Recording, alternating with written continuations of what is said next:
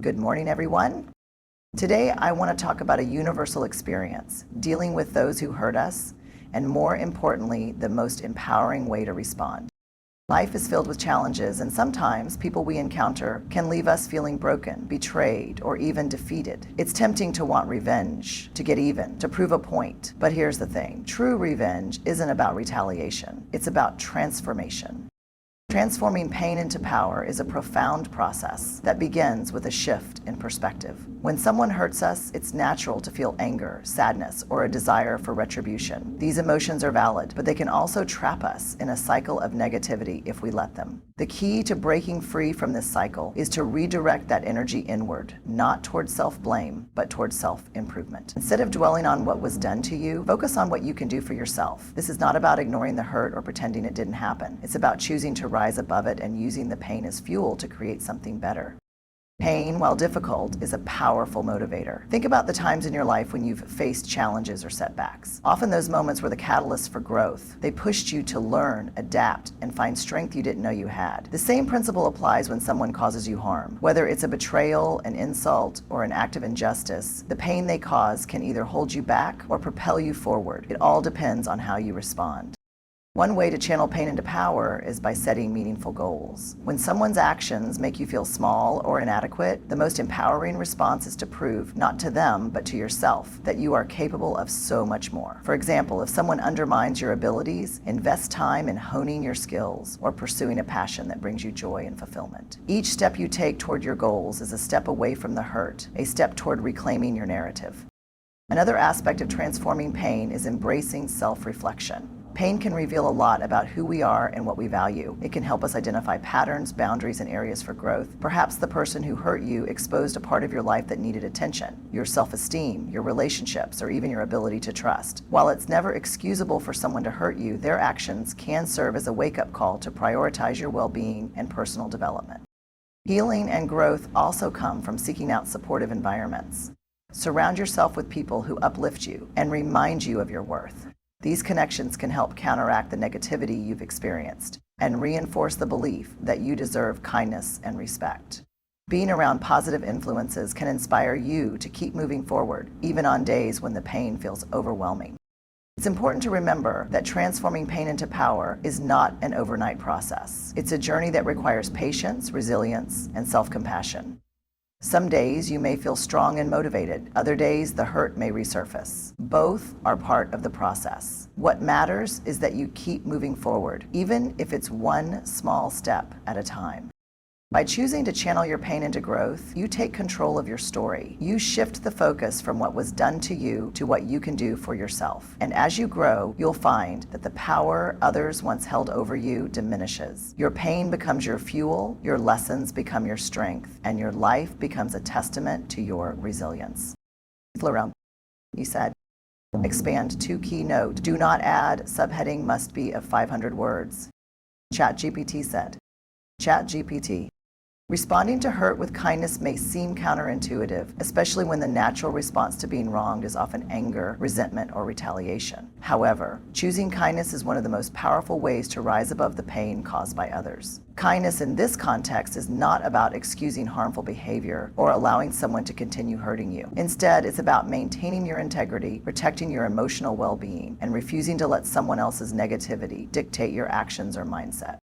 When someone hurts you, it can feel like they've taken something from you, your peace, your trust, or your sense of security. Retaliating in anger might feel like regaining control, but in reality, it often leads to more emotional chaos. Kindness, on the other hand, allows you to reclaim that control by choosing how you respond. By acting with grace and empathy, you assert your power to rise above the situation rather than letting it drag you down. You demonstrate to yourself and others that your values remain intact no matter the circumstances. Kindness doesn't mean being passive or allowing people to take advantage of you. It's about setting boundaries in a way that reflects your self-respect and compassion. For instance, if someone repeatedly disrespects you, kindness might look like calmly but firmly communicating your limits and stepping away from the relationship if necessary. It's about prioritizing your emotional health while still treating others with dignity. This approach sends a clear message. You value yourself too much to engage in toxic dynamics, but you won't stoop to the level of negativity either.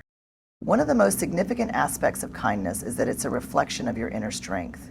not a sign of weakness. It takes far more courage to respond to cruelty with empathy than it does to lash out in anger. When you choose kindness, you're essentially saying, your actions won't change who I am. This mindset not only protects your peace, but also allows you to grow emotionally. Every time you choose kindness over retaliation, you reinforce your ability to stay grounded and resilient in the face of adversity. Kindness also has a ripple effect. While it may not immediately change the behavior of the person who hurt you, it often inspires others who witness it. In a world where negativity can feel pervasive, your decision to respond with grace can be a powerful example of what it means to rise above challenges. It can even encourage the person who hurt you to reflect on their actions. While this isn't always the case, your focus shouldn't be on changing them, but on maintaining your own sense of integrity and peace. Choosing kindness also frees you from the emotional weight of bitterness and anger. Holding on to resentment can feel like carrying a heavy burden, one that only grows with time. By responding with kindness, you allow yourself to let go of that weight. It doesn't mean forgetting or ignoring the hurt, but rather refusing to let it define your journey. Kindness becomes a way of reclaiming your power, ensuring that your response aligns with who you truly are, not who someone else's actions might push you to be. Responding with kindness is a gift you give to yourself. It allows you to rise above the pain and focus on what truly matters: your growth, your peace, and your ability to move forward without the chains of anger holding you back. It's not about them, it's about you and the person you choose to be in the face of life's challenges. Success is the response to those who have hurt you because it allows you to shift the focus from the pain they caused to the triumph of your personal growth. When someone wrongs you, it's natural to feel a desire to prove them wrong or make them see your worth. But instead of seeking validation through confrontation, channeling your energy into achieving your goals is far more powerful. Success becomes a way of reclaiming your story, proving that their actions cannot define or diminish you. The most liberating aspect of focusing on success is that it transforms your perspective. It allows you to move away from a mindset of victimhood and embrace empowerment. When you set meaningful goals and actively work toward them, you take control of your narrative. No longer are you dwelling on what was done to you. Instead, you're investing in your future. This shift in focus is not about pretending the hurt didn't happen, but about ensuring it doesn't hold you back. Every small step forward becomes a victory, a tangible reminder that their negativity has no place in your progress.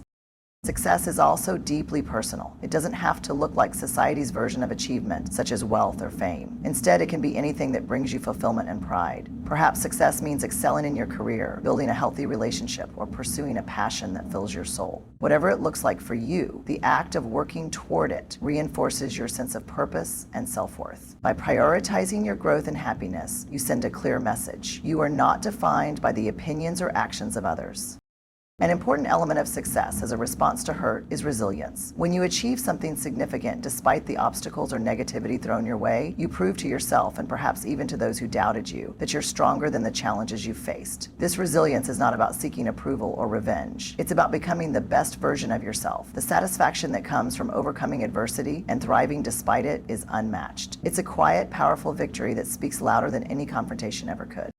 Additionally, success serves as a natural boundary. As you grow and thrive, those who sought to hurt or belittle you may find they no longer have access to you. You've risen to a level where their negativity can't reach. This isn't about superiority, it's about protecting your peace and creating a life that aligns with your values. By focusing on your own path, you inherently distance yourself from people or situations that don't serve your growth. What makes success such an effective response is that it doesn't require acknowledgement from those who hurt you. It's not about making them regret their actions or proving a point to them. Instead, it's about living a life so full and authentic that their actions become irrelevant. When you're truly thriving, the need for validation or revenge fades. You realize that their power over you was an illusion, one that dissipates as you build your confidence and achieve your dreams. Next up. Success is about reclaiming your power and using your experiences, good and bad, as fuel for your journey. It's a reminder that while you can't control how others treat you, you have complete control over how you respond and the life you create. When you focus on your success, you turn the pain of the past into a foundation for a stronger, brighter future. And that, more than anything, is the best revenge you can ever achieve. It looks like there were only 3 keynotes provided earlier, but let's explore a possible 4th key point in the context of the best revenge to people who hurt you. Here's one. Letting go of the need for revenge frees you to truly heal. Releasing the need for revenge is an act of liberation that allows you to move forward unburdened by anger or resentment. When someone hurts you, it's natural to feel the desire to even the score, to make them feel the pain they inflicted upon you. But revenge is a trap. It keeps you tied to the hurt, replaying the same painful emotions over and over again. By letting go of this desire, you create space for healing, peace, and personal growth. True freedom lies not in seeking payback, but in breaking free from the emotional hold someone has on you. One of the most empowering realizations is that holding on to anger and the need for revenge doesn't harm the person who hurt you. It harms you. It keeps the wound open, allowing the hurt to fester. In a sense, it gives the person who wronged you continued power over your life, long after the event has passed. Letting go is not about condoning their actions or pretending the hurt didn't happen. It's about refusing to let their actions control your emotions and dictate your choices any longer. Letting go begins with a shift in focus. Instead of obsessing over how to get back at someone, ask yourself, what do I truly want? In most cases, the answer is peace, happiness, and the ability to move forward. Revenge cannot deliver these things, but forgiveness and letting go can. Forgiveness doesn't mean you forget what happened or allow the person back into your life if they don't deserve to be there. It means you release the emotional grip they have on you. You decide to prioritize your well-being over the weight of resentment. Another important aspect of letting go is understanding that you can't control others, only your reaction to them. People who hurt you may never acknowledge their actions, apologize, or change their behavior. Waiting for them to take responsibility only delays your healing. Letting go is a decision to focus on what you can control, your growth, your happiness, and your future. By doing so, you take back the power they once held.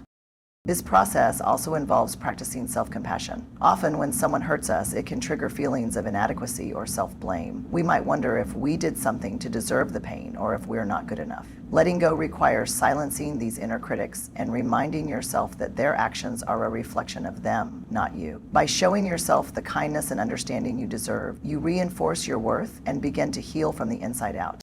Letting go of the need for revenge allows you to reclaim your life. It frees you to focus on what truly matters, your growth, your dreams, and your happiness. It's an act of courage and strength, one that breaks the cycle of pain and replaces it with empowerment. The best revenge, in this sense, is not revenge at all. It's your decision to live a life of peace, joy, and fulfillment, regardless of what anyone else has done to you.